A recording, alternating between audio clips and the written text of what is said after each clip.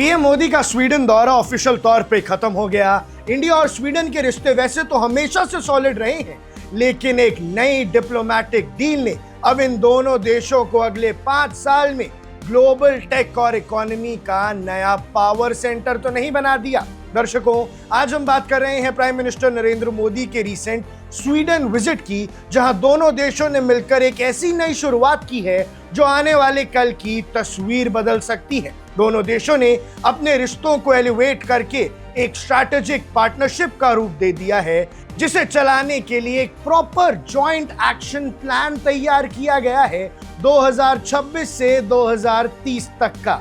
यानी दर्शकों, प्रधानमंत्री का ये दौरा कोई बहुत दूर के बेनिफिट नहीं लाके देगा। आने वाले 4-5 सालों में ही इस दौरे के बेनिफिट्स हमें देखने को मिलेंगे। और खासकर ऐसी स्थिति जब बन गई है, एनर्जी क्राइसिस पूरी दुनिया में हो रहा है, पूरी दुनिया एक एनर्जी ट्रांजिशन से गुजरने वाली है, ऐसे में ये पार्टनरशिप आने वाले 5 सालों में कितनी महत्वपूर्ण होगी, ये आपको अगले कुछ मिनटों में मैं समझाऊंगा ब्रेक डाउन करके। दर्शकों, इस डील की तह तक जाने के लिए आपको पूरा माजरा समझाता हूं और ये आपकी मेरी जिंदगी पर क्या असर डालेगी ये भी बताऊंगा। सबसे पहले बात करते हैं सबसे बड़ी कमिटमेंट की। दोनों देशों ने अगले 5 साल में अपने बायलैटरल ट्रेड और इन्वेस्टमेंट को डबल यानी 2 गुना करने का संकल्प ले लिया है। सोचिए, जब 2 बड़ी इकोनॉमीज इस तरह हाथ मिलाती हैं तो इसका सीधा मतलब होता है ज्यादा बिजनेस होगा। ज्यादा बिजनेस यानी ज्यादा नई कंपनीज, और उन कंपनीज से पैदा होने वाली ढेर सारी नई जॉब्स। स्वीडन के पास वर्ल्ड क्लास टेक्नोलॉजी है और इंडिया के पास है दुनिया का सबसे बड़ा टैलेंट पूल और मार्केट। ये पार्टनरशिप दोनों देशों के लिए एक क्लासिक विन विन सिचुएशन है। भैया, अब टेक का नया अड्डा बनेगा साइटैक और इनोवेशन 2.0। उस मुद्दे पे आते हैं जो आज की डेट में सबसे हॉट टॉपिक है, और वो है टेक्नोलॉजी और आर्टिफिशियल इंटेलिजेंस। इस विजिट के दौरान लॉन्च किया गया है जॉइंट इनोवेशन पार्टनरशिप 2.0 और इसी के साथ शुरू हुई है साइटैक यानी Indian Sweden technology and artificial intelligence corridor. दर्शकों, यूजुअली कॉरिडोर तो एक फिजिकल रास्ता होता है, पर यहाँ ऐसा नहीं है। ये एक डिजिटल और एक साइंटिफिक हाईवे है। इसके जरिए दोनों देश मिलकर काम करेंगे और फ्यूचर टेक्नोलॉजी बनाएंगे, जैसे कि आर्टिफिशियल इंटेलिजेंस को सेफ और एफिशिएंट बनाने पे काम होगा। 6G टेक्नोलॉजी का स्टैंडर्ड सेट करना होगा ताकि इंटरनेट की स्पीड और कनेक्टिविटी नेक्स्ट लेवल हो सके।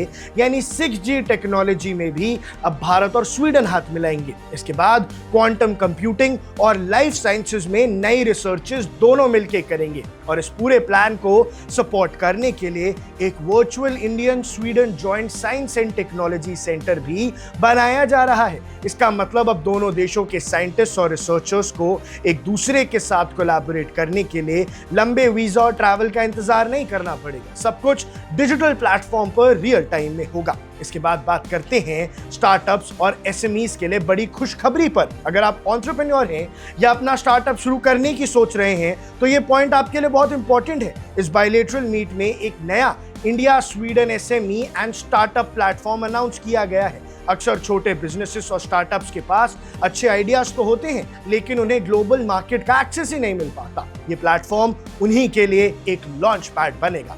इंडियन स्टार्टअप्स को स्वीडन की एक्सपर्टीज मिलेगी और स्वीडिश कंपनीज को इंडिया का बड़ा इकोसिस्टम, जिससे दोनों तरफ के इनोवेशन और जॉब मार्केट को एक जोरदार बूस्ट मिलेगा। अब भैया, बात करते हैं सस्टेनेबिलिटी और क्रिटिकल मिनरल्स की। स्टोरी का एक बहुत बड़ा एस्पेक्ट है हमारा एनवायरनमेंट।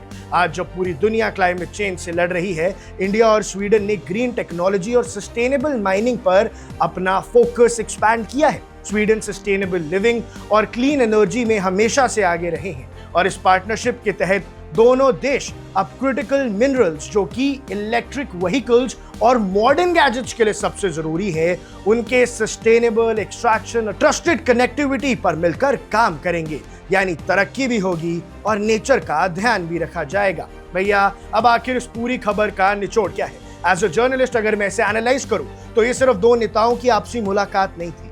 ये एक दलदल से निकलकर फ्यूचर रेडी होने की जियोपॉलिटिक्स है। एक तरफ इंडिया है जो ग्लोबल मैन्युफैक्चरिंग और टेक हब बनना चाहता है, और दूसरी तरफ स्वीडन है जो अपनी कटिंग एज टेक्नोलॉजी के लिए सही पार्टनर ढूंढ रही है, जिसके पास बाकी सारे रिसोर्सेज हो। 2026 से 2030 का ये जो 5 साल का टाइमलाइन है, ये आने वाले वक्त में बहुत क्रूशियल होने वाला है। और अगर ये जॉइंट एक्शन प्लान जमीन पर उतरता है तो आने वाले दिनों में हमें टेक, साइंस और इकोनॉमी के सेक्टर में बड़े बदलाव देखने को मिलेंगे। अगर आप इस एग्रीमेंट की बाकी डिटेल्स को गहराई से समझना चाहते हैं तो आप मिनिस्ट्री ऑफ एक्सटर्नल अफेयर्स या प्राइम मिनिस्टर ऑफिस के पोर्टल पर जाकर लेटेस्ट प्रेस रिलीज भी देख सकते हैं, लेकिन उन्हीं में भी यही पॉइंट समझाए गए हैं जो मैंने आपको बताए हैं। अब आपको क्या लगता है, क्या ये इंडिया स्वीडन कॉरिडोर एआई और 6G की रेस में इंडिया को सबसे आगे खड़ा कर देगा? भैया, क्या दुनिया की सबसे अच्छी टेक्नोलॉजी अब हमारे देश से बनेगी और वो पूरी